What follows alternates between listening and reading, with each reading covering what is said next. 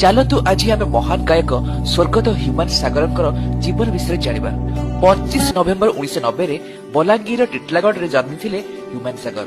ତାଙ୍କ ବାପା ଏବଂ ଜେଜେବାପା ଉଭୟ ଥିଲେ ସଙ୍ଗୀତଜ୍ଞ, ତେଣୁ ତାଙ୍କର ପିଲାଦିନୁ ହିଁ ସଙ୍ଗୀତ ପ୍ରତି ଆକୃଷ୍ଟ ହେବା ସ୍ୱାଭାବିକ। 2012ରେ ତରଙ୍ଗ ମ୍ୟୁଜିକର ଭଏସ ଅଫ ଓଡ଼ିଶା ସିଜନ 2ର ୱିନର ହୋଇ ଓଡ଼ିଶାର ଘରେ ଘରେ ପରିଚିତ ହୋଇଥିଲେ ହ୍ୟୁମାନ ସାଗର। ତାପରେ ଅନେକ ଓଡ଼ିଆ ଆଲବମରେ ଗୀତ ଗାଇଲା ପରେ 2015ରେ ଓଲିଉଡ ଫିଲ୍ମ ଇସ୍କ ତୁ ହି ତୁରେ ପ୍ଲେବ୍ୟାକ୍ ଡେବ୍ୟୁ କରିଥିଲେ ଏବଂ ଓଡ଼ିଶାବାସୀଙ୍କ ହୃଦୟ ଜିତି ଯାଇଥିଲେ। ପରବର୍ତ୍ତୀ 10 ବର୍ଷରେ 150ରୁ ଅଧିକ ଫିଲ୍ମ ସଙ୍ଗ ଏବଂ 200ରୁ ଅଧିକ ଆଲବମ ଟ୍ରାକ୍ ଗାଇ ଓଡ଼ିଶା ସଙ୍ଗୀତ ଜଗତରେ ନିଜର ଏକ ସ୍ୱତନ୍ତ୍ର ପରିଚୟ ସୃଷ୍ଟି କରିଥିଲେ।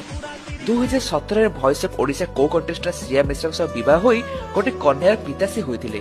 କିଛି ଦିନ ପରେ ତାଙ୍କର ବିବାହ ବିଚ୍ଛେଦ ମଧ୍ୟ ହୋଇଥିଲା। 2025 17 ନଭେମ୍ବର ସୋମବାର ରାତିରେ ଏମ୍ସ ଭୁବନେଶ୍ୱରରେ ମଲ୍ଟି ଅର୍ଗାନ ଡିସଫଙ୍କସନ ଯୋଗୁଁ 34 ବର୍ଷର ଏହି ଲୋକପ୍ରିୟ ଗାୟକର ସ୍ୱର ସବୁଦିନ ପାଇଁ ଶାନ୍ତ ହୋଇଗଲା। କିନ୍ତୁ ମନେ ରଖନ୍ତୁ, ଗାୟକମାନେ କେବେ ମରନ୍ତି ନାହିଁ, ସେମାନଙ୍କ ସ୍ୱର ସଦାସର୍ବଦା ଲୋକମାନଙ୍କ ହୃଦୟରେ ଗୁଞ୍ଜି ରୁହେ।